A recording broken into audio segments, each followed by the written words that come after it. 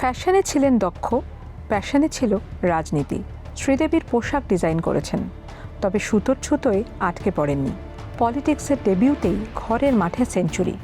21-এর ভরা টক্করে বিধায়ক। বিধানসভায় বিরোধিতায় দারুণ অগ্নিশর্মা। বুননের বিজ্ঞান জানেন, জনসংযোগের নকশাও। তর্কে বিতর্কে জয়ে পরাজয়ে পশ্চিমবঙ্গের মহিলা রাজনীতিকদের মধ্যে নজর কাড়া।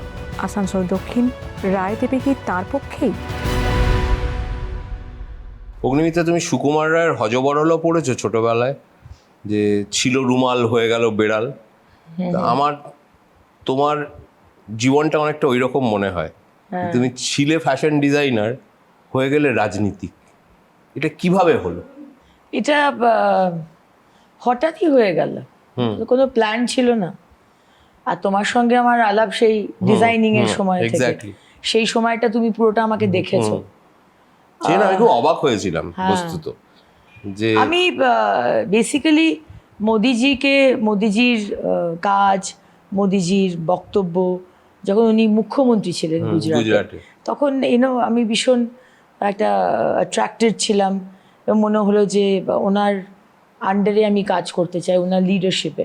আর তুমি জানো যে ডিজাইনার যখন ছিলাম তখন আমি প্রচুর সোশ্যাল ওয়ার্কের সাথে জড়িত ছিলাম। আমাদের টাটা কোম্পানিদের সাথে, পশ্চিমবঙ্গ সরকারের সাথে, গোসাবাতে টাইগার ভিকটিমস যারা, যাদেরকে বাঘে খেয়ে নিয়েছে, যাদের স্বামীদের, তাদেরকে ওই আইল্যান্ডে গিয়ে সেলাই শেখানো, কি আজকে ধরো যারা ভিজুয়ালি চ্যালেঞ্জ তাদেরকে নিয়ে ফ্যাশন শো করা। ঢাকাতে গেছি যারা অ্যাসিড বার্ন ভিকটিমস, তাদের জন্য, তারা আমার শো স্টপার ছিল। একটা মানুষের জন্য কাজ করার বিষয়টা ছিলই। তারপরে যখন একটা মিস কল দিয়ে আমাদের মেম্বারশিপ হচ্ছিল সেই সময় 2014-তে, তো আমি ওই মিসড কল দিয়ে একটা বিজেপি মেম্বারশিপ নিয়ে কাজ করছিলাম, ডিজাইনিংয়ের কাজও করছি। হঠাৎ মনে হলো 2019-এ যে মানে ভালোভাবে করবো, এইভাবে মানে দু নৌকায় পা দিয়ে করব না। তখন আমি জয়েন করলাম 13th of March 2019. Which proved a lucky 13. Yeah, 13 is very lucky because আমার হাজবেন্ড পার্থ, ওর জন্মদিন 13. Oh really? Yeah, so আমাদের প্রত্যেকটা আমার শ্বশুর বাড়ি, মানে গাড়ির নম্বর, ফ্ল্যাটের নম্বর, we keep it for 13. আচ্ছা, yes, 13 is a very lucky number for us. তোমার জীবনে কখনো রাজনীতি রও ছিল না? না। তুমি ছাত্র জীবনেও রাজনীতি করেছো বলে জানা নেই আমার। তুমি পেশাদার ফ্যাশন ডিজাইনার হিসেবে, প্রতিষ্ঠিত ফ্যাশন ডিজাইনার। তুমি বিবাহ সূত্রে একটা বড় শিল্পের উত্তরাধিকারিণীও বটে। এই যে রাজনীতির ভূত, এটা কি তোমার মধ্যে এই বাগটা সবসময় ছিল? Which use to never. আমি যখন স্কুলে পড়তাম লোরেটোতে, আমি তো আসানসোল লোরেটো কনভেন্ট থেকে পড়েছি, সবাই অবাক হয়ে যায়। আমার যারা তুমি নিজে অবাক হও না? নিজে অবাক হই না, বিকজ সেই সময়তে কনভেন্ট স্কুলের এডুকেশনটা কি হয়, you have to be very proper discipline. চিৎকার করে কথা বলা, even you sit with your legs crossed, এইগুলো আমাদের শেখানো হয়। তো দরকার হয়নি কখনো। ভেরি কি বলবো, একটা প্রোটেক্টেড এনভায়রনমেন্টে বড় হয়েছি। বাবা মা আর আমরা দুই বোন, যদিও বা কোনো ডিসক্রিমিনেশন ছিল না ফ্যামিলির মধ্যে। মা সবসময় একটা ছেলের মতো করেই মানুষ করেছে আমাদের দুজনকে, কিন্তু দরকার পড়েনি কখনো প্রতিবাদ করা বা বিকজ আমি তো কোনোদিন ছাত্র রাজনীতি করিনি। বাট এটাই বোধহয় ডেস্টিনি, যে হঠাৎ করে you come to this field without any planning. তুমি যখন এই সিদ্ধান্ত নিলে যে তুমি সক্রিয় রাজনীতিতে যোগ দেবে, বা সক্রিয় রাজনীতি বলতে আমরা বুঝি ভোটের রাজনীতি, সংগঠনের রাজনীতি, আন্দোলনের রাজনীতি, তোমার পরিজনেরা কি বলেছিলেন? তোমার হাজবেন্ড, তোমার সন্তানেরা, তারা কি বলেছিলেন? রাজনীতি যখন জয়েন করেছি তখন জাস্ট রাজনীতি করব বলে জয়েন করেছি। কোনো ইলেকট্রাল পলিটিক্স করব বা অন্য ধরনের সাংগঠনিক পলিটিক্স করব, অর্গানাইজেশনাল পলিটিক্স করব পার্টির, সেরকম কোনো কিছু ভাবিনি। পলিটিক্স করব, মোদিজিকে দারুণ লাগে, মোদিজির সাথে কাজ করব, এটাই স্বপ্ন ছিল। আর যখন ঢুকলাম তখন তো কিছুই জানি না। তুমি জানো আমি তো একটা বক্তব্য রাখতেও পারতাম না। হ্যাঁ, ফ্যাশন ডিজাইনার হিসেবে খুব ফ্লারিশ করছি তখন। বিভিন্ন জায়গাতে আমাকে ডাকা হয়, ফিতে কাটার জন্য ডাকা হয়। তো আমার কোথাও একটা মনে হচ্ছিল যে মানুষের জন্য কাজ করতে চাই, এবং ওই বললাম কোনো প্ল্যানিং ছিল না যে ফ্যামিলির মেম্বাররা, তোমার পরিজনেরা, তারা আমার তোমাকে কিছু বলে? শ্বশুরমশাই, আমার শ্বশুর বাড়ি, শ্বশুরমশাই ইজ ভেরি সাপোর্টিভ, আমার শাশুড়ি নেই। My husband but my entire family is very against it. তাই? এবং প্রথম দিন থেকেই he disliked very much and I completely agree to it. বাড়ির বউ বা আমার স্ত্রী কোনোদিন রাজনীতিতে নেই, একটা ডিজাইনিংয়ের জগতে রয়েছে, which is okay, সব সেটেল, ভালো, you mix up with the crème de la crème of the society. Exactly. কোনো টেনশন নেই, কোনো কিছু নেই। হঠাৎ করে ভূতে ধরার মতো, ওই যে বললাম ছিল রুমাল হয়ে গেছে বিড়াল। হ্যাঁ, হঠাৎ করে এটা হয়ে যাওয়া, আর definitely you know he couldn't adjust. আমার পরিবার ব্যবসাদার, আমার শ্বশুর বাড়ি, so they didn't like it from the very beginning. Even my mother, you know, she also disliked it very much. But আমার বাবার খুব সাপোর্ট ছিল, বিকজ বাবা রাজনীতিকে খুব ভালোবাসে। কোনো সময় হয়তো মনে হয়েছিল নিজে দাঁড়াবেন, অ্যান্ড বাবা is a very popular doctor. Yeah.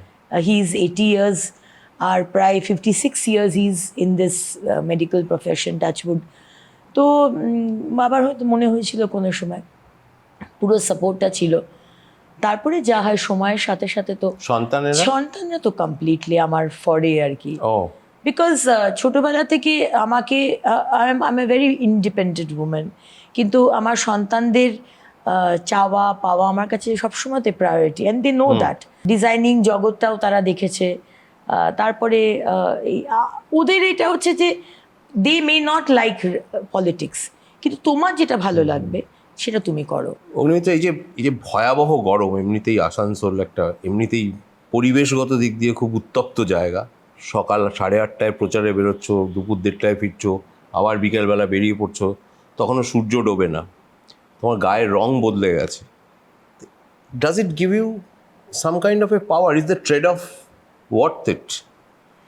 It is worth it, because সেই সময়তে যখন পরিবার চাইনি আমি করি, বাট আমার ওইটা ছিল যে আমি করব। আমার একটা অনেক চিন্তার মধ্যে দিয়ে গেছিলাম ওই সময়টা, যে আমি যে একটা এনজিও করেও মানুষের সেবা করতে পারি। ইউ ক্যান ডু ওয়ান্ডার্স, আর তাতে কোনো হেডেক থাকে না, তাতে তুমি পুলিশ কেস খাবে না। অলরেডি 23-24টা, শুভেন্দুদার বোধ হয় 26 আর আমার আছে 24 সেকেন্ডে। তো সিলভার মেডেলে আছে। হ্যাঁ, সিলভার মেডেল। তো দরকার ছিল না, কিন্তু আবার যে একটা তুমি পাওয়ারে থাকে, যে পাওয়ারের কথা বলছো, সরকারে তুমি যদি থাকো, তুমি যে অ্যামাউন্ট অফ কাজ করতে পারবে সেটা তো তুমি এনজিও হিসেবে করতে পারবে না। Does it give you kind of an empowerment as an individual? Of course. আর যদি আমি এখনো আমি কিছুই করতে পারিনি, আমার এমএলএ ল্যাডের টাকা দিয়ে, যতটুকুনি টাকা সেই টাকাটা দিয়ে যা খরচা করেছি, আর নিজের ইনিশিয়েটিভে কিছু মন্দিরের শেড, জল, সামান্য কল টল লাগানো, এগুলো করেছি। কিন্তু আমার মনে হয় যে কত কাজ করা বাকি। যে ফার্স্ট যে জিনিসটা, যেটা এনজিও হিসেবে করতে পারবো না, সেটা হচ্ছে দামোদরের ওপর ব্রিজ। আজকে বর্ষাকালে তুমি যদি দামোদরের পাশে গিয়ে দাঁড়াও, আর সেখানে ডিঙি নৌকাগুলোতে করে বাচ্চারা আসছে স্কুলের, যারা সবজি বিক্রি করে তারা আসছে, হাতে প্রাণ নিয়ে তারা পারাপার করে। আর ছোটো সাঁকো আছে, ওটা দিয়ে পারাপার করে, বর্ষাকালে সেটা ধুয়ে মুছে যায়। কিন্তু সেই ব্রিজটা আমরা করব সরকার এলে। এগুলো তো তুমি পাওয়ার না থাকলে তো করতে পারবে না। এটা কি আজকে হাজার হাজার লাখ লাখ মানুষ, শুধু আসানসোল দক্ষিণ নয়, আমি আসানসোলের মানুষকে বাড়ি দিতে চাই। কারণ এই 6 বছরে আমি দেখেছি মহিলারা, কারণ আমি যেহেতু মহিলা আরও বেশি করে আমি ফিল করি, কি অবস্থার মধ্যে যে তারা থাকে আমি তোমাকে বলে বোঝাতে পারবো না। আমার গ্রামীণ এলাকা, আমার শহর এলাকার মধ্যে বাথরুম নেই। আজকে পঞ্চায়েত এলাকাতে ধরো মাঠঘাট রয়েছে, তারা সেখানে যায়, কিন্তু টাউন এলাকাতে 3টের সময় উঠে নালিতে তারা বাথরুম যায়, করতে যেতে হয়। সো আজকের দিনে দাঁড়িয়ে তো এগুলো তো তুমি কি কখনো তৃণমূলে যোগ দেওয়ার কথা ভেবেছিলে? তৃণমূলে যোগ দেওয়ার কথা কখনো ভাবিনি, কারণ মমতাদির সাথে আমার কোনোদিনই সেই হৃদ্যতা ছিল না। হৃদ্যতা ছিল না মানে আমাদের সিএম তো টলিউড ইন্ডাস্ট্রির, যারা এই ইন্ডাস্ট্রিতে আছে তাদের সাথে যথেষ্ট ভালো তাদের সাথে সম্পর্ক। কিন্তু আমি যখন ডিজাইনারও ছিলাম তখন আমি কোনোদিন মমতাদির সাথে সেইভাবে কাছাকাছি আসার সেই সুযোগ পাইনি। তুমি বিশ্বাস করবে না, আমি ধরো টলিউডে ফার্স্ট কস্টিউম ডিজাইনিং আমি শুরু করেছি অ্যাজ এ ডিজাইনার ভেঙ্কটেশ ফিল্মসের সাথে। আই ডিজাইন ফর জিৎ আর কোয়েল। আমি কোনোদিন ইন্টারন্যাশনাল ফিল্ম ফেস্টিভ্যাল লন্ডনের আমি কার্ড পাইনি, নেভার। মানে বিজেপিতে যোগ দেওয়ার আগেও পাওনি? সেটাই বলছি, বিজেপিতে যোগ দেওয়ার অ্যাজ এ ডিজাইনার কোনোদিন আমি কার্ড পাইনি, অথচ অনেকে তো they get a red carpet welcome. দুবার ওনার সাথে আমার দেখা হয়েছিল। একটা ওই কার্নিভালে, যে কার্নিভালে আমি আর ঋতুপর্ণা হেঁটেছিলাম, সেদিনকে একদিন দেখা হয়েছিল। আরেকদিন দেখা হয়েছিল একটি চ্যানেল, তারা শহরের যারা প্রতিষ্ঠিত ব্যক্তি তাদেরকে একটি হোটেলে ডেকেছিল কিছু কোয়েশ্চেন করার জন্য। সেখানে উনি স্টেজে ছিলেন এবং আমি একটা কোয়েশ্চেন করার সুযোগ পেয়েছিলাম। তো সেইভাবে আমাদের মুখ্যমন্ত্রীর সাথে তার কাছাকাছি যাওয়ার বা তার আদর্শে উদ্বুদ্ধ হওয়ার সেই সুযোগটা হয়নি আর কি। মানে তুমি কখনো ভাবনি যে তুমি তৃণমূলে যোগ দেবে, বা তৃণমূলও কখনো আমিও ভাবিনি, আর স্ট্রেঞ্জলি তৃণমূল কোনোদিন আমাকে ডাকেনি। থ্যাঙ্কস টু তৃণমূল, বিকজ দেখো আমার অনেক বিধায়করা, আমরা যখন এলওপির ঘরে বসে আড্ডা মারি এই এতদিন 5 বছরে, অনেকে বলে আমাকে জানিস এই খবর দিয়েছে, আমাকে এই অফার দিচ্ছে, প্রচুর বিধায়কদের অফার। আর আমি মাঝে মাঝে ভাবিও, আমি এলওপিকেও বলেছি যে আমাকে কিন্তু কেউ কোনো দিন মানে আমাকে এতটাই অপদার্থ ভাবে যে যাতেই উঠলে না, এখনো তৃণমূল অফারই দিল না, যাতেই উঠতে পারলাম, কিছু হলোই না। তো রাজনীতিতে আসার পর অগ্নিমিত্রা জীবনে কি কি বদলে গেল? ঝগড়া করতে শিখলে? ঝগড়া বলবো না, প্রতিবাদ করতে শিখেছি। ওটাকে ঝগড়া বলবো না, হ্যাঁ প্রতিবাদ। যেটাই অন্যায় হোক সেটা প্রতিবাদটা করার ইচ্ছেটা জাগে, অনেক সময় কন্ট্রোলও করতে হয়, কিন্তু হ্যাঁ প্রতিবাদ করার আগে যে একটা দ্বিধাবোধ ছিল না ডিজাইনার হিসেবে। একবার ওয়েস্ট মলে গেছি সিনেমা দেখতে, তখন সিনেমা শুরু হওয়ার আগে আমাদের জনগণমন হয়, জনগণমন শুরু হয়েছে, সামনের কয়েকজন দেখি উঠছে না। তো কিছু মানে একটা বলার একটু মনে হয় না যে বলার আগেও তো ইউ ফিল ভেরি হেজিটেন্ট। তো যেই সিনেমাটা শেষ হলো তাকে বললাম, তারা বাংলাদেশে ছিল। আচ্ছা। তো তারা উত্তরও দিল যে আমরা বাংলাদেশে। বলেছি আমার ফ্যামিলি থেকে আমাকে যথেষ্ট বলেছে, তোমার সবসময়তে করার কি দরকার, যা হয় একজন বললেই সঙ্গে সঙ্গে বাকিরা দেখে তাকায়, it becomes a little bit of embarrassment. তো সেটা হয়েছে। আর কি কি বদলে গেল রাজনীতিতে আসার পর? পরিবারকে সময় দেওয়া ভীষণভাবে কমে গেছে, শারীরিকভাবে গ্ল্যামারটা জীবন থেকে চলে গেছে। অনেকেই আমার যারা ভক্ত, যারা ফ্যান, তারা বলে যে আমরা ওই অগ্নিমিত্রাকে চাই, আমরা ওই গ্ল্যামারাস অগ্নিমিত্রাকে চাই, ওই ধরনের যে সুন্দর সুন্দর পোশাক পরতে, গাউনস, স্কার্টস, আমরা ওইটা দেখতে চাই। এখন আর মিস করি না, প্রথম একটু মিস করতে। একটা অ্যাডজাস্টিং এরও তো ব্যাপার ছিল, একটা তুমি কোন জায়গা থেকে এসেছো।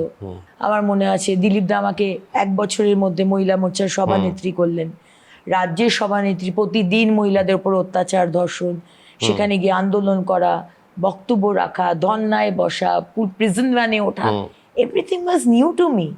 আর পার্টি আমাকে হাতে ধরে শিখিয়েছিল, অ্যান্ড আই অলসো অ্যাডাপ্টেড।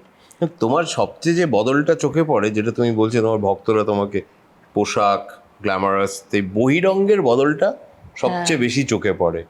মানে এখন অধিকাংশ সময় তোমার পরনে শাড়ি, কপালে এখন যেমন আছে সিঁদুরের টিপ, সিঁথিতে চওড়া করে সিঁদুরের টিপ, চোখে কাজল, মানে কাজল তখনও ছিল, কাজল তখনও ছিল, সিঁদুর তখনও ছিল, হয়তো কম ছিল, এখন হয়তো একটু হয়তো বেশি। এইটা কি খুব ভিতর থেকে করা, না এটা রাজনীতির খাতিরে করা? না, একটা তো দেখো গ্রামের মানুষ, মফস্বলের মানুষের সাথে থাকতে থাকতে তাদের যে চাওয়া পাওয়া, তাদের সাথে তুমি ওতপ্রোতভাবে জড়িয়ে যাও। এতদিন শাড়ি পরছিলাম, তারপর মাঝে একটু অসুস্থ হয়ে গেছিলাম, অনেকটা ওয়েট লুজ করি, তারপরে ধরো এই ধরনের আমাদের কাজ, মানে প্রতিদিন প্রায় 15 কিলোমিটার হাঁটা, সেখানে শাড়ি পরে হাঁটাটা খুবই অসুবিধা হচ্ছে। তারপরে কি অলি গলি নর্দমা এদিক সেদিক, তো সালভার কামিজ পরা। এখন তুমি যাকে বলে পেশাদার রাজনীতিক, তুমি রাজ্য বিধানসভার বিধায়ক, তুমি মাস গেলে একটা পারিশ্রমিক পাও বা কমিটি মিটিংয়ে গেলে তার একটা পারিশ্রমিক পাও। তো যা ভেবে রাজনীতিতে এসেছিলে তেমনই হয়েছে নাকি এখন কোনো আফসোস হয়? না না, তা ভেবে তো দেখো কাজটা করব বলে এসেছি, তো কাজ তো সেইভাবে তো করতে পারছি না, আর সরকার না এলে তো কাজ করতেও পারবো না। এবার সরকারে আসবে? এবারে মানুষের যে ফিডব্যাক পাচ্ছি, শুধু আমার আসানসোল দক্ষিণ নয়, প্রতিটা জায়গায়, মানে ইভেন কলকাতাতেও যেখানে আমাদের সংগঠন অতটা স্ট্রং নয়, আমাদের এই এরিয়া তো সংগঠন তাও মোটামুটি স্ট্রং, সেখানেও মানুষ পরিবর্তন চাইছে। তো প্রবাবলি কনফিডেন্সটা মানুষের মধ্যে এটা তো দিয়ে 2021-এর আগেও মনে হয়েছিল।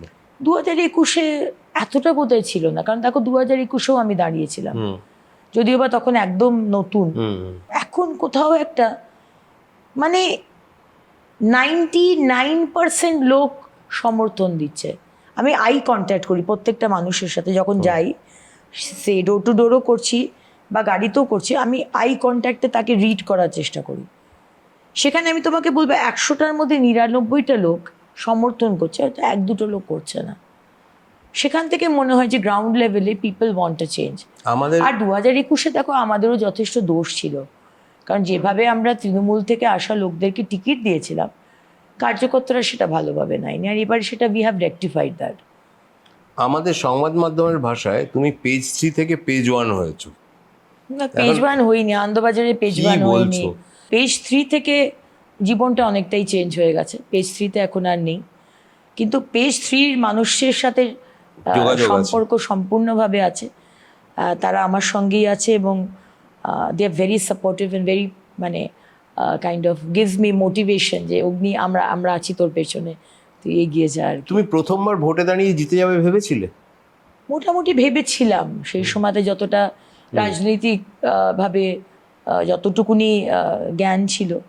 কারণ দেখো প্রথমবার আমার মনে হয় আমি জিতেছি আমার কমপ্লিটলি আমার সংগঠন, আমার কার্যকর্তা এবং আমার বাবার রেপুটেশন। কারণ এখানকার বেশিরভাগ মানুষই বাবার কাছে বড় হয়েছে, মানে বাবার ওষুধ খেয়ে। এখন তাদের ছেলেমেয়েরা বাবার 3 জেনারেশনস বাবার কাছে এখন দেখায়। তারা আমাকে দেখেছে আমি বাবার স্কুটারের সামনে বসে যেতাম, তো এটা আলাদা ভালোবাসা থাকে না, যে তুই তো রোড নাম্বার ওই 16-তে থাকতিস না, জীবন ভাই আমরা 17-তে থাকতাম, আমরা বানপুরে ওইখানে থাকতাম, এই একটা ব্যাপার আর কি, ভীষণ পারিবারিক এই ব্যাপারটা আছে। So you expected that you would win? I thought I would win. সেবারও একটা ভাবা হয়েছিল যে বিজেপি ক্ষমতায় আসতে পারে, কিন্তু No, I 77 thought আসনে I থেমে। would win with a very big margin. কিন্তু Sayani gave a very wonderful fight. Sayani আমারই মতন নতুন সেই সময়, ও তো আমার পরে জয়েন করেছে। অ্যান্ড সায়নীর, আমি কিন্তু সিনেমার খুব ভক্ত, নায়িকা সায়নীর, কিন্তু আমি অ্যাক্টিংয়ের খুব ভক্ত। ও তো একটু অন্যরকমের সিনেমা করে, তো সিনেমাগুলো ভালো লাগতো, কিন্তু ও যে এতটা ফাইট দিতে পারবে, আমি যে মাত্র 4000 ভোটে জিততে পারবো, এটা আমার ধারণা ছিল না। তুমি ভেবেছিলে আরো অনেক বেশি? আমি অনেক বেশি মার্জিন ভেবেছিলাম। তো সায়নীর সঙ্গে এখন যোগাযোগ আছে? এখন যোগাযোগ নেই, এখন একদমই যোগাযোগ নেই। ইনফ্যাক্ট আমার মনে হয় এটা খুব এটা এটা এটা হওয়া উচিত নয়। পার্সোনাল রিলেশন, হ্যাঁ, এটা ব্যক্তিগত সম্পর্ক আর রাজনৈতিক সম্পর্ক, মানে এটা আমারও মনে হয় যে যত দিন যাচ্ছে তত আমরা দেখছি যে মানে এই রাজনীতির লড়াইটাকে সামাজিক পর্যায়ে, ব্যক্তিগত পর্যায়ে সবাই নিয়ে চলে যাচ্ছে, যেটা এটা একদম খুব দুর্ভাগ্যজনক বলে আমার মনে হয়। দিল্লিতে কিন্তু এটা হয় না। আজকে মোদিজি, রাহুল গান্ধীর জন্মদিন হোক, লালু প্রসাদের জন্মদিন, মুলায়ম সিং, মমতা ব্যানার্জি হোক, সেখানে সৌজন্য বিনিময় করা হয়, কিন্তু আমাদের এখানে ইভেন বিধানসভার মধ্যে মানে আমার তো কোনো বিষয় নেই, আমি যদি কারোর সাথে তৃণমূলের সাথে কথাও বলি, দে গেট ভেরি মানে তোমার দলের লোকেরা কিছু মনে করেন না? আমি তো সরকারের কাছে গিয়ে কাজ চাইবো, আমি তো সরকার তো সবারই সরকার। হ্যাঁ, আমি অরূপদার কাছে গিয়ে বলবো, অরূপদা এখানে আমার গ্রামে ইলেকট্রিসিটি, আমি বলেওছি আমার এই গ্রামে ইলেকট্রিসিটি হয়নি, কি আমি ববিদাকে বলে, ববিদা এইখানটাতে সমস্ত গাড়ি দুপাশের গাড়ি দাঁড় করিয়ে রেখে দিয়েছে পার্কিং, আমাদের ওই পিছনে যে বেগ বাগানে দেখবে দুপাশেই গাড়ি দাঁড়িয়ে, গাড়ি চলাচলের রাস্তা নেই। তো এইগুলো তো আমরা তো সবসময়তেই বলে এসেছি। আমাদের দিক থেকে কোনোদিন কোনো কিছু হয়নি, কিন্তু কোথাও একটা মনে হয়েছে যে আমার যে তৃণমূলে যদি লোকজন দেখে যে অগ্নিমিত্রা পালের সাথে কথা বলছে, ওদের বোধহয় নম্বর কাটা যায়। এইবারের লড়াই কি কঠিন মনে হচ্ছে আসানসোল দক্ষিণে? দেখো, আমার এগেনস্টে যিনি দাঁড়িয়েছেন তাপসবাবু, উনি 4 বারের এমএলএ, বহু বছর ধরে রাজনীতি করছেন, আগে কংগ্রেসে ছিলেন, কাউন্সিলর ছিলেন, 4 বারের এমএলএ। আমার এখানে 2011 থেকে 2021 দু টার্মের এমএলএ সরকার যখন ছিল, তার সরকার ছিল, উনি এডিডিএর চেয়ারম্যান ছিলেন, উনি মেয়র হয়েছেন। তারপরে এখানে 10 বছর থাকার পর ওনাকে পাঠিয়ে দিল রানীগঞ্জ, আবার সেখানে উনি 5 বছর থেকে আবার ওনাকে পাঠিয়ে দিল। দেখতে গেলে রাজনৈতিকভাবে এক্সপিরিয়েন্স আমার থেকে অনেক বেশি, আমি অনেক জুনিয়র, কিন্তু উনি কোনো কাজ করেননি সেই হিসেবে। একটা সরকারের এমএলএ, তার সাথে এডিডিএর চেয়ারম্যান, তার সাথে মেয়র, তুমি তো অনেক অপরচুনিটি, টাকা। বিধায়ক হিসেবে তোমার পারফরমেন্স নিয়ে তোমার বিরুদ্ধে কি এখানে কোনো অ্যান্টি ইনকামবেন্সি কাজ করছে? এটা তৃণমূল তৈরি করার চেষ্টা করেছে। তাই? হ্যাঁ, কীরকম আমি তোমায় বলি, আমি যখন বিধায়ক হলাম ঠিক তার 1-2 মাস 3 মাস, এক্স্যাক্টলি ডেটটা আমার মনে নেই, আমরা একটা প্রজেক্ট লঞ্চ হলো, একটা কর্মসূচি, পাড়ায় পাড়ায় দিদিভাই। আচ্ছা, সেটা নিয়ে অনেক সেটা এই তৃণমূলে আসানসোল করেছিল, দক্ষিণ শুধু আমার বিধানসভা। ওই দিদিভাই? হ্যাঁ, পাড়ায় পাড়ায় দিদিভাই। এই অগ্নিমিত্রা পাল আমাদের ওই দিদিকে বলো, তখন ওইগুলো শুরু হয়েছে বোধহয়, দিদি থেকে নিয়েছে, কপি করেছে, আমাকে অনেক যেরকম বললো। তো এটাতে আমরা কি করতাম, একটা বুথে যেতাম, বুথে ধরো 4টে পাড়া আছে, একটা বাউরি পাড়া, একটা আদিবাসী পাড়া, একটা ব্রাহ্মণ পাড়া, একটা দলিত পাড়া, একটা 4টে পাড়া। আমি মাঝখানে গিয়ে একটা টেবিল চেয়ার নিয়ে বসতাম, আমি আমার লোকেরা। লোকজনের যে অসুবিধে, আজকে ধরো কেউ লক্ষ্মীর ভাণ্ডার পাচ্ছে না, কেউ বাড়ি পাচ্ছে না, কেউ হাসপাতালে ভর্তি হবে, এগুলো লিখতাম যতটুকু করার। আজকে এসডিওকে গুচ্ছ লক্ষ্মীর ভাণ্ডার, বিধবা ভাতা, বার্ধক্য ভাতা পাচ্ছে না, তার ফর্ম জমা দিই, আমার যতটা করণীয় করেছে। এবার কি হলো, যত ইলেকশন এগিয়ে আসছে 2026, আমি শুরু করলাম ডোর টু ডোর করা। আচ্ছা, লাস্ট 6 মান্থস।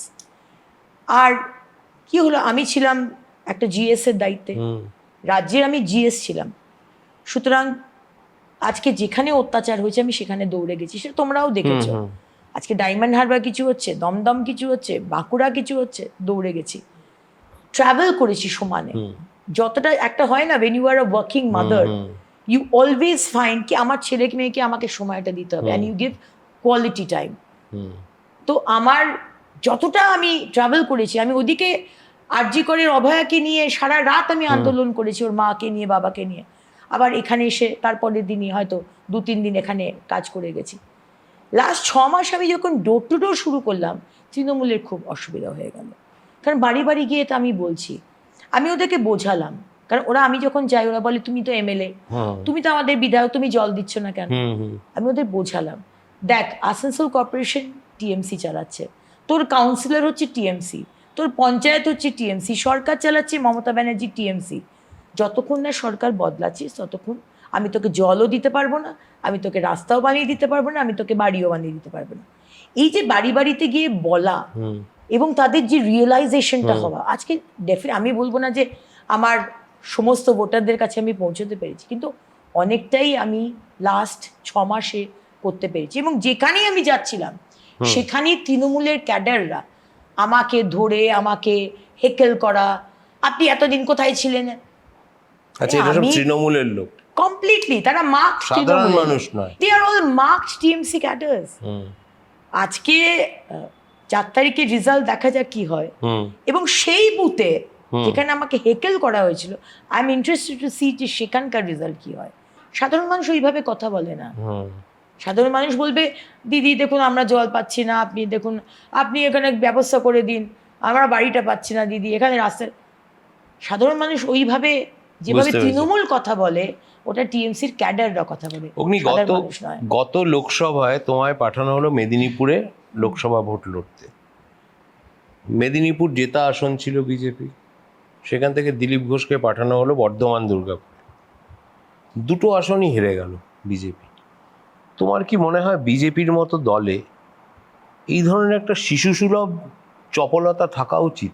না, শিশুসুলভ এটা বলাটা ভুল হবে, বিকজ সেই সময়তে দেখো আমার তো লোকসভা টিকিট পাওয়ার তো কোনো কথা না। নয়, আমি একজন এমএলএ, আমি লোকসভা টিকিট আমি চাইতে পারি, কিন্তু আমাকে পার্টি দেবেই তার কোনো বিষয় ছিল না, আই ক্যান ডিমান্ড। আজকে দিলীপ দা মেদিনীপুরে কিছু কথা বলেছিলেন কুর্মীদের এগেনস্টে, হ্যাঁ, এবং সেটা বলার জন্য একটা কুর্মীদের মধ্যে একটা বিরাট রেপারকেশন হয়েছিল, যেটা আমরা শুনেছিলাম।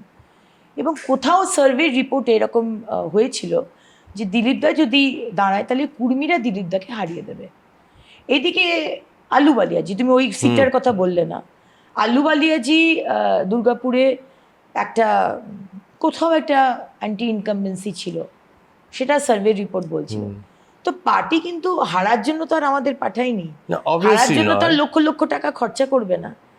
তাই জন্য পার্টি মনে করলো যে Durgapur is a very good seat, সেখানে দিলীপদা ইজ আ ন্যাশনাল লিডার, দিলীপদা তো আর মেদিনীপুরের লিডার নয়, তো দিলীপদাকে ওইখানে পাঠাও। আলুওয়ালিয়াজির কলেজ এবং জন্ম এই আসানসোলে, তো আলুওয়ালিয়াজিকে এখানে পাঠাও, because we have a big non Bengali population. আর আমি বাঙালি, আমি তো ঠিক আছে মোটামুটি অ্যাডাপ্ট করে নেব, এই হিসেবে। তারপরে তো আবার দিলীপ ঘোষকে এবার আবার সেই খড়গপুর সদরে সেই মেদিনীপুর লোকসভা আসনের মধ্যেই নিয়ে যাওয়া হলো, কারণ দিলীপদার তো সেখানকার তো এমপি ছিলেন, এবং দিলীপদার খড়গপুরের টাউনের দিলীপদা লোকসভার ভোটে যা ভোট পেয়েছিলেন, আমি তো তার অনেক কম ভোট পেয়েছি। তাহলে সিদ্ধান্তটার কি ঠিক ছিল? আমি যেটা বলতে চাইছি, আমার কৌতূহল হচ্ছে না, সিদ্ধান্তটা তো ভুল হয়েছে, সেটা তো রেজাল্ট দেখে বোঝা যাচ্ছে যে সিদ্ধান্তটা ভুল হয়েছে, কিন্তু রেজাল্ট বেরোনোর আগে তো এখানে ভুল ভাবার কোনো কারণ নেই। তোমাকে তো বিভিন্ন রিপোর্ট নিয়ে একটা ক্যান্ডিডেটকে সিলেক্ট করতে হবে। There are wheels within wheels within wheels. এই জীবনটা তুমি কিন্তু কখনো ভাবনি বোধহয় হবে, মানে এত কিছু যে হিসেব নিকেশ পারমুটেশন কম্বিনেশন এত কিছু করে, ইটস রিয়েলি ওয়ান্ডারফুল সামটাইমস আর ট্যাক্সিং সামটাইমস অলসো, তাই না? অনেক কিছু শিখেছি। হ্যাঁ, এক্স্যাক্টলি। আমার এই 6 বছরে লার্নিং এক্সপেরিয়েন্স, লার্নিং অ্যান্ড প্রতিটা স্টেপ ভেবে ফেলা, প্রতিটা কথা ভেবে বলা। আগে অনেক ডিজাইনারের সময় তো তখন তার কোনো কিছু যা কিছু তখন বলে দেওয়া, এবং সেইটাই কিন্তু আজকে রাজনীতিতে যখন এলাম প্রথম দিকে অনেক আমার তো ধারণা নেই। আমার একটা ভয়েস মেসেজ করার একটা দেখবে, আমি তোমাকে অনেক সময় ভয়েস নোট পাঠাই ফোনে, কিন্তু ভয়েস মেসেজ পাঠালে রাজনীতিতে সেটাকে যে কতভাবে করা যায়, কেলেঙ্কারি হয়ে যায়, এগুলো তো জানা ছিল না। 19-এ যখন জয়েন করলাম আর 2020-তে যখন মহিলা মোর্চার সভানেত্রী দিলীপদা আমাকে বানালেন, আমি জয়েন করি। আমার ইচ্ছে হলো যে আমার মেয়েদের একটা শাড়ি ডিজাইন করব, এবং 2টো শাড়ি আমি ডিজাইনটা করলাম।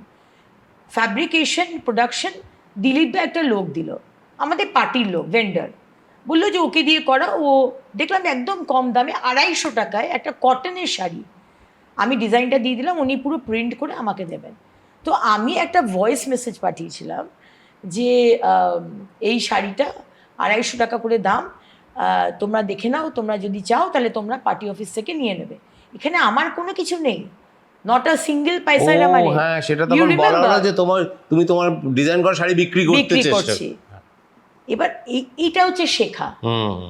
আমি কিন্তু বলেছি যে মেয়েরা শাড়ি যদি কেনো, জাস্ট অ্যান ইনফরমেশন, হ্যাঁ, যে তুমি আমার পার্টি অফিস থেকে নিতে পারো, কিন্তু সেটা একটা বিরাট নিউজ হয়ে গেল। অ্যান্ড আই ওয়াজ লাইক, আমার স্টুডিওতে তো একটা রুমালও 250 টাকায় পাওয়া যায় না, তুমি তো জানো যে the price structure in which we use to operate. তো 250 টাকায় আমি, তোমার মনে হয় যে অগ্নিমিত্রে এত দুরবস্থা হবে যে 250 টাকা দিয়ে শাড়ি বেচতে হবে? আমি বললাম না, রিয়েলাইজেশন গুলো, শেখাগুলো। এই যে তুমি বলছো শাড়ির প্রশ্ন, এই যে মহিলাদের পোশাক, জীবনযাপন ইত্যাদি নিয়ে দেশের বিভিন্ন প্রান্তের বিভিন্ন বিজেপি নেতাদের বিভিন্ন রকমের মন্তব্য নিয়ে বিরোধীরা প্রায়ই বিজেপিকে একটা নারী বিদ্বেষী দল ইত্যাদি ইত্যাদি বলে অতীতেও এই প্রচারটা করেছে, এখনও করবে, হয়তো ভবিষ্যতেও করবে। তোমার কি মনে হয় একজন মহিলা হিসেবে সত্যি কি মহিলাদের পোশাকের কোনো বিধি থাকা উচিত, বা জীবনযাপনে কোনো বিধি থাকা উচিত? না, একেবারেই কোনো বিধি থাকা উচিত নয়। হ্যাঁ, বিধি একটা থাকা উচিত যে আমি যদি আজকে একটা শ্রাদ্ধ বাড়িতে যাচ্ছি, তাহলে আমি কি পোশাক পরে যাব, আমি যদি একটা কোনো ডিস্কোতে বা কোনো 5 স্টারে যাচ্ছি কারোর জন্মদিনে বা সেখানে আমি কি পোশাক পরবো, আমি কোথাও সভাতে যাচ্ছি বক্তব্য রাখতে, সেখানে আমি কি পোশাক পরবো, আমি যদি কোনো সেলফ হেল্প গ্রুপের মধ্যে যাচ্ছি। জেনারেলি যেটা নীতি পুলিশই হয় যে মহিলা সালোয়ার কেন পরবে বা স্কার্ট কেন পরবে বা ইত্যাদি, এইটা কি থাকা উচিত বলে তোমার মনে পুরুষ হয়? শাসিত আমাদের সমাজ, তাই জন্যই তো আজকে মোদিজি এনেছেন 33% রিজার্ভেশন। আর মমতা ব্যানার্জির মতো সরকার, মমতা ব্যানার্জির মতো দল, তারা তো আজকে করতে দিল না। প্রথম দিন থেকে তো আমরা বলে এসেছি যে নারী বিদ্বেষী এবং নারী বিরোধী আজকে পার্টি যদি হয়, শুধু তো 1,500 টাকার লক্ষ্মীর ভান্ডার দিয়ে তো আর সশক্তিকরণ হয় না। আরেকটা জিনিস এই সূত্রেই আমার খুব মনে হচ্ছিল যে তৃণমূল প্রচার করছে বিজেপি বাঙালির মাছ ভাতে থাবা বসাতে চায়। এবার তারপরেই দেখা যাচ্ছে যে পয়লা বৈশাখে বিভিন্ন বিজেপি নেতা হাতে মাছ নিয়ে রাস্তায় বেরিয়ে পড়েছেন প্রভাত ফেরি করতে। এইটা কি খুব জরুরি? এটা তো খানিকটা তৃণমূলের পাতা ফাঁদে পা দেয়া বলে মনে হয়। না, জরুরি তো, কারণ তুমি যদি মমতা ব্যানার্জির রাজনীতিটা হচ্ছে সবসময়, তুমি আরো বেটার বলতে পারবে, তুমি অনেক দিন ধরে পলিটিক্যাল জার্নালিজম করছো, কিন্তু মমতা ব্যানার্জির রাজনীতিটা আমার মনে হয় লাস্ট 6-7 বছরে যেটা ওনাকে দেখলাম যে উনি মানুষকে বিভ্রান্ত করতে খুব ভালো পারেন। প্রতিটা বিষয় উনি বিভ্রান্ত করেছেন, সিএএ নিয়ে, ওয়াকাফ নিয়ে, SIR নিয়ে, বিজেপি মাছ ভাত। আমাদের তো বলতে হবে যে 21টা রাজ্যে দেখো কোথায় মাছ বন্ধ হয়েছে। বললো দিল্লির চিত্তরঞ্জন পার্কে মাছ বন্ধ করে দিচ্ছে, সেখানকার লোকেরা বলছে যে এখানে কোনো বিষয় নয়। তো এই যে ভুল, যেটা আমি জানি এটা একটা ড্রামা করা হচ্ছে, এটা ড্রামাটা তো দরকার, কারণ অনেক মানুষ আছে যারা বিশ্বাস করবে যে মাছ ভাত বন্ধ করে দেবে। তাহলে এরকম কোনো সম্ভাবনা নেই। Absolutely not. বাঙালি মাছ ছাড়া থাকবে? এটা সম্ভব? আগে এই যে ধরুন তুমিও বললে লক্ষ্মীর ভাণ্ডার প্রকল্প বা ইত্যাদি প্রকল্প, বিজেপির নানান স্তরের নেতাদেরকে ভিক্ষা বলে একটা সময় বলেছেন, এমনকি প্রধানমন্ত্রী নরেন্দ্র মোদীও রেউড়ি পলিটিক্সের কথা বলেছেন। এখন বিজেপিকেও প্রতিশ্রুতি দিতে হচ্ছে যে ক্ষমতা এলে লক্ষ্মীর ভাণ্ডার 3,000 টাকা করে দেয়া হবে। এটা কি প্রকারান্তরে মমতা বন্দ্যোপাধ্যায়ের যেটাকে আমরা ডোল পলিটিক্স বলি, এটা সারা ভারতবর্ষেই এখন হচ্ছে, সেইটা কি নকল করা নাকি সেইটাকে বৈধতা দিয়ে দেওয়া বলে তোমার মনে হয়? নকলও নয়, বৈধতা নয়, প্রত্যেকটা রাজ্যেই তো আমাদের এটা চলছে। কিন্তু আমাদের ডিফারেন্স, আমরা কেন বলি ডিফারেন্স হচ্ছে মহিলাদের সশক্তিকরণটা হয়নি। 1,500 টাকা দিয়ে আজকে 1,500 টাকায় কি মাস চলে? আজকে আমার ছেলে মেয়ে যদি 10-15 হাজার টাকার একটা চাকরিও পায়, তাহলে আমার তো 1,500 টাকারও দরকার হয় না। সেদিকেও আপনি আমাকে প্রতারণা করলেন। আপনি 2008-এ বললেন ডবল চাকরি হবে, ইন্ডাস্ট্রি হবে, প্রতি বছর BGBS হলো, আপনি ঝুড়ি ঝুড়ি মিথ্যে কথা বললেন, চাকরির নামে কিছু হলো না, 40 লাখ ছেলে মেয়ে বাইরে চলে গেল। তো সেইখানে আজকে আমরা কি করব? আমরা তো 3,000 টাকা দেবো, 3,000 টাকায় সংসার চলে না।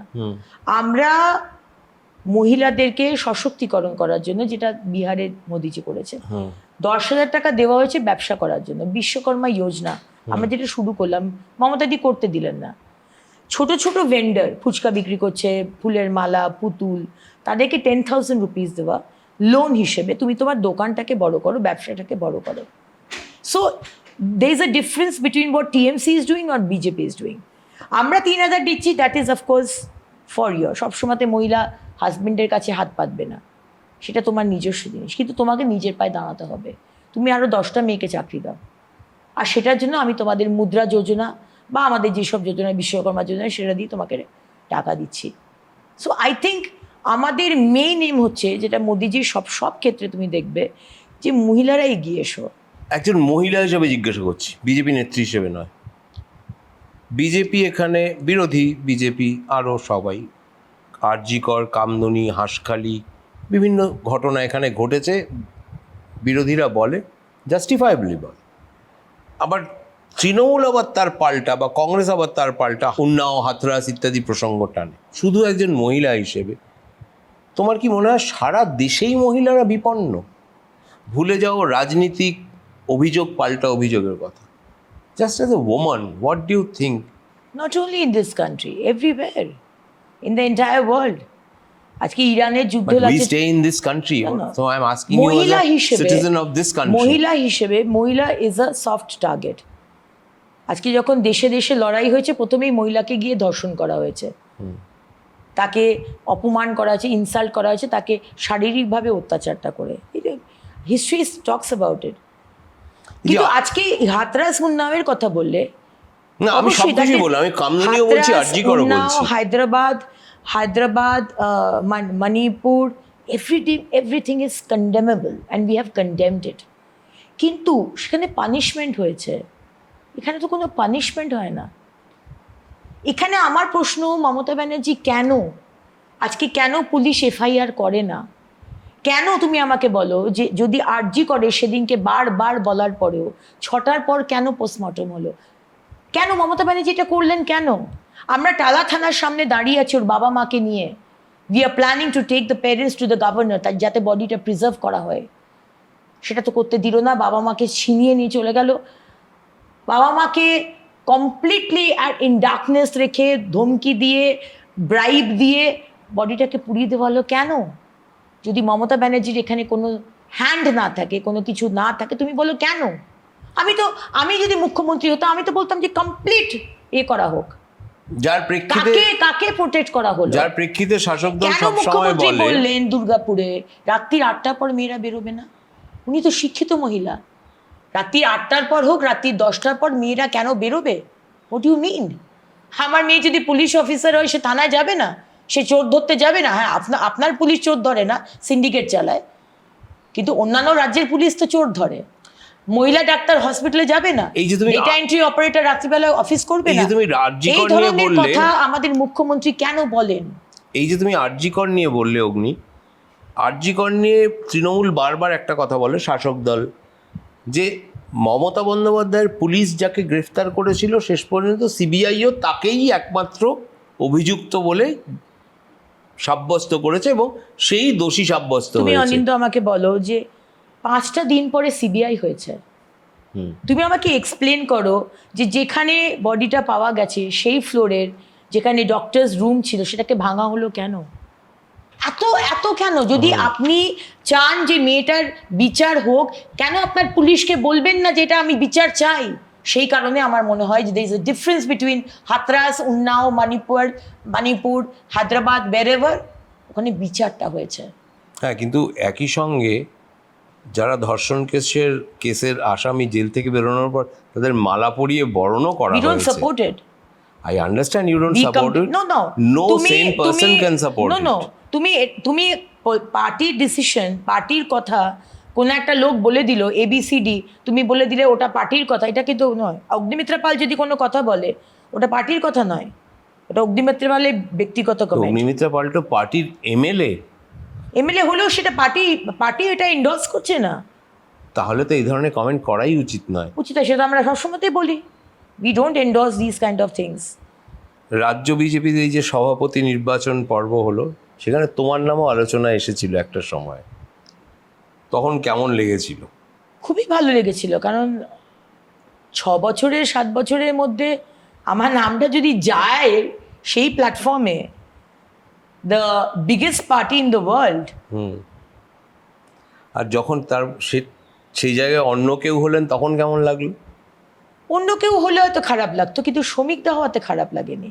আচ্ছা, কারণ শ্রমিকদা 42 বছর সঙ্গ এবং রাজনৈতিক জীবন। কোথায় শ্রমিকদার এক্সপিরিয়েন্স, কথা বলার ক্ষমতা, সাংগঠনিকভাবে এগিয়ে নিয়ে যাওয়া, কিছু প্লাস মাইনাস সবারই থাকে, দোষে গুণে মানুষ। তো আগামী দিনে পার্টি আমাকে অনেক দিয়েছে, অনেক। বলছি, তুমি মহিলা মোর্চার সভানেত্রী ছিলে, হ্যাঁ, তোমার চোখে তোমার ছেড়ে আসা পদে সেরা কে? সেটা তো বলতে পারবো না। দেখো, সবাই আমার দেখা, লকেট খুব ভালো কাজ করেছে, রূপাদি ভীষণ ভালো কাজ করেছে, তারপরে আমি হলাম, তারপরে ধরো ফাল্গুনি, সবাই নিজের নিজের জায়গায় খুব ভালো কাজ করেছে। তোমাকে যদি মমতা বন্দ্যোপাধ্যায়ের একটা প্লাস পয়েন্ট বলতে বলি, কি বলবে? মমতা বন্দ্যোপাধ্যায় প্লাস পয়েন্ট হচ্ছে ওনার লড়াই এবং লেগে থাকা, আন্দোলনকে কিভাবে শেপ দেওয়া এবং লড়াইটা কিভাবে করা, that is a plus point. এবার একটা র্যাপিড ফায়ার করছি, ফ্যাশন না রাজনীতি? দুটোই ভালোবাসার জিনিস। বাবা না মা যদি প্রশ্ন করো সেরকম। শাড়ি না সালোয়ার কামিজ? শাড়ি। রূপা গঙ্গোপাধ্যায় না লকেট চট্টোপাধ্যায়? বলা খুব মুশকিল, দুজনেই বললাম খুব ভালো। খুবই ডিপ্লোম্যাটিক আনসার দিতে না, শিখেছো। সত্যি আমি- রাজনীতিতে এসে আর কিছু না শেখো, খুবই কূটনীতিক না, হতে দুজনে শিখেছো। আমার খুব কাছের, এবং রাজনৈতিকভাবে তো দেখো একটা থাকেই, এর খারাপ এর ভালো, কিন্তু দুজনে মহিলা মোর্চার সভানেত্রী হিসেবে had very very big impact in the party. Sourav Gangopadhyay না Ashok Dinda? I think Ashok Dinda. Fashion designer Agnimitra Paul কাকে মডেল বাজবেন, রাঘব চাড্ডা না ইউসুফ পাঠান? আমার মনে হয় অ্যাসিড ভিকটিমস আমার বেটার হবে। এদের কাউকেই নয়। আসানসোল না কলকাতা? ডেফিনেটলি আসানসোল। এত এখন ভোট বলে। না, দুপুরবেলা কর্মীর বাড়ির খাবার না কঠোর ডায়েট? কর্মীর বাড়ির খাবার এনি ডে। রামনবমী না পয়লা বৈশাখ? পয়লা বৈশাখ। রাজনীতি না পরিবার? কোথাও দুটোকে ব্যালেন্স করা। কে বেশি মমতা বিরোধী বলে মনে হয়, দিলীপ ঘোষ না শুভেন্দু অধিকারী? দুজনেই। কূটনীতিক অগ্নিমিত্রা দুজনেই, হয়ে গেছে। বিরাট কূটনীতিক। কূটনীতিক নয়। শুভেন্দুদা যেভাবে এই 2021 থেকে লড়াই দিচ্ছেন, শুধু মমতা ব্যানার্জির এগেনস্টে বলে নয়, সিস্টেমটার এগেনস্টে, এবং প্রথম দিন থেকে দিলীপদা যেভাবে লড়াই করে গেছেন, সেটা তো অস্বীকার করার জায়গা নেই। তোমার নেতাকে শুভেন্দু অধিকারী না শ্রমিক ভট্টাচার্য? দুজনেই বলবে না। আমার নেতা মোদিজি। আমি যার জন্য রাজনীতিতে এসেছি। Even more intelligent. আমি কাউকে চিনি না, কারোর জন্য কিছু নয়, আমার হচ্ছে শুধু পদ্মফুল আর মোদিজি। নরেন্দ্র মোদীর সঙ্গে কথা হয়েছে তোমার? বহুবার। রাজনীতিতে যে কারণে এসেছিলাম, যে মোদিজির লিডারশিপে কাজ করব। মোদিজি এখন বাই নেম আমাকে চেনেন। Oh really? এর থেকে আমার বেশি কিছু পাওয়ার নেই। Agnimitra, He knows thank you me. Very much. Thank you. Thank you.